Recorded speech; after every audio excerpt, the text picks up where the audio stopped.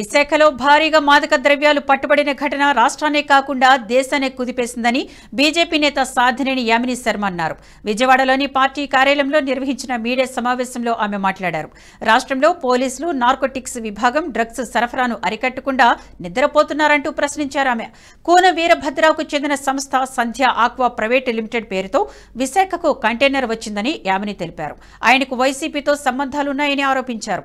అతడి సోదరుడు కూడా ఆ పార్టీ నాయకుడేనని చెప్పారు. ఇదంతా కప్పిపుచ్చుకునేందుకు బీజేపీ ఏపీ రాష్ట్ర అధ్యక్షురాలు పురంధేశ్వరిపై వైసీపీ నేతలు అసత్య ఆరోపణలు చేయడం సరికాదన్నారు. రాష్ట్రంలో ఎన్డీఏ కూటమి ప్రభుత్వాన్ని ఏర్పాటు చేస్తుందని ఆమె ధీమా వ్యక్తం చేశారు. పురంధేశ్వరిపై అసత్య ఆరోపణలు మానుకోకపోతే చట్టపరంగా చర్యలు తీసుకుంటామని హెచ్చరించారు. 5 సంవత్సరాల్లో వైసీపీ ప్రభుత్వం తమ పార్టీ కోసం, తమ పార్టీ నాయకుల కోసం వ్యవస్థలని, ముఖ్యంగా కొన్ని పోలీసు వ్యవస్థ లాంటివి, వాలంటీర్ వ్యవస్థని ఏ విధంగా తమ రాజకీయ లబ్ధి కోసం ఉపయోగించుకున్నాయో మనందరికీ తెలుసు. వ్యవస్థీకృతమైనటువంటి అవినీతి విధానాన్ని అన్ని వ్యవస్థల్లోనూ కూడా చొప్పించి మరీ ఏ విధంగా దాచుకున్నారో తెలుసు. హైకోర్టు కొన్ని వందల సార్లు ముట్టుకాయలు వేయడం కూడా మనం చూసాం.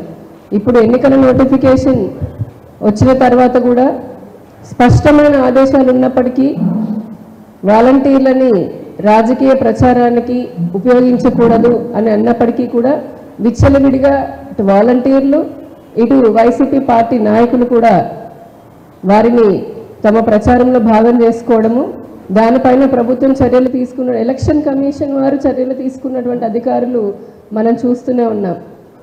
పోలీసులు కూడా ఏమాత్రము ఎలక్షన్ కోడ్ని పట్టించుకోకుండా చాలా నిర్లక్ష్యంగా వ్యవహరిస్తున్నటువంటి విషయాలు దాదాపు ప్రతిరోజు మనం పత్రికల్లో, మీడియాలో చూస్తున్నాం. మొదటి నుంచి కూడా 2019 ఎప్పుడైతే జగన్మోహన్ రెడ్డి గారు వైసీపీ పార్టీ ప్రభుత్వాన్ని ఏర్పాటు చేసిందో ఆ రోజు నుంచి కూడా ఈ రాష్ట్రంలో అవినీతి పెరిగిపోయింది, అరాచకం పెరిగిపోయింది. మరీ ముఖ్యంగా భారతీయ జనతా పార్టీ మేము పదే ఎన్నోసార్లు చెప్తూ వచ్చాము, ఈ రాష్ట్రంలో డ్రగ్స్ పెరిగిపోయాయి, డ్రగ్స్ కల్చర్ పెరిగిపోయింది. విచ్చలవిడితనంతో, పోలీసుల నిర్లక్ష్యంతో, ప్రభుత్వ అధికారుల, రాష్ట్రాన్ని కూడా నార్కోటిక్స్ శాఖ ఉంటుంది, వారు కూడా అసలు ఏం పట్టించుకోవట్లేదు. ఈరోజు పొద్దున కూడా ఒకటి చూసాము, 250 కేజీల గాంజాని పట్టుకున్నారు అల్లూరి సీతారామరాజు జిల్లాలో.